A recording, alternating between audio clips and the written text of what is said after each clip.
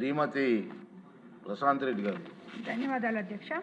మన రాష్ట్ర గ్రామీణ వ్యవస్థ, ఆర్థిక వ్యవస్థ, వ్యవసాయము, పాడి పరిశ్రమ రెండు కళ్ళు లాంటివి అధ్యక్ష.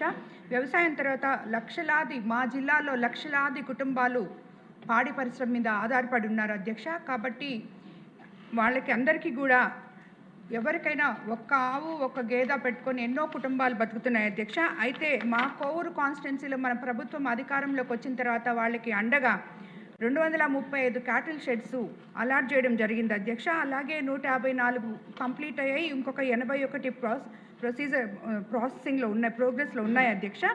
అయితే కోవూరు నియోజకవర్గంలోని కొడవలూరు, చౌకచెర్ల, మినగల్లు, మైపాడు గ్రామాల్లో ఉన్న పశు వైద్యశాలలు అత్యంత దయనీయంగా ఉన్నాయి అధ్యక్ష.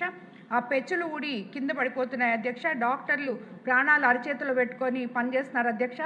అలాగే దానివల్ల అక్కడున్న ఫైల్స్, మెడిసిన్స్ అన్నీ కూడా తడిచిపోవడం జరుగుతుంది అధ్యక్ష. ఒకవేళ వాళ్ళు సిబ్బంది కూడా చాలా కొరతగా ఉంది అధ్యక్ష.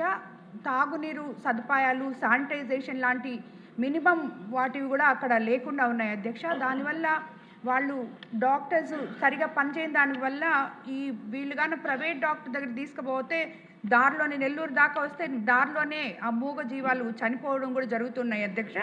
కాబట్టి కొత్త భవనాల నిర్మాణానికి తక్షణ నిధులు మంజూరు చేయాలని, అవసరమైన వైద్య పరికరాలు సమీకరణ, అదనపు వెటర్నరీ డాక్టర్లని, సిబ్బందిని కూడా ప్రవేశపెట్టాలని, 24 గంటలు ఎమర్జెన్సీ మొబైల్ వెటర్నరీ యూనిట్ని కూడా అందజేయాలని మీ ద్వారా మంత్రి గారిని కోరుకుంటున్నాను అధ్యక్ష. ధన్యవాదాలు అధ్యక్ష.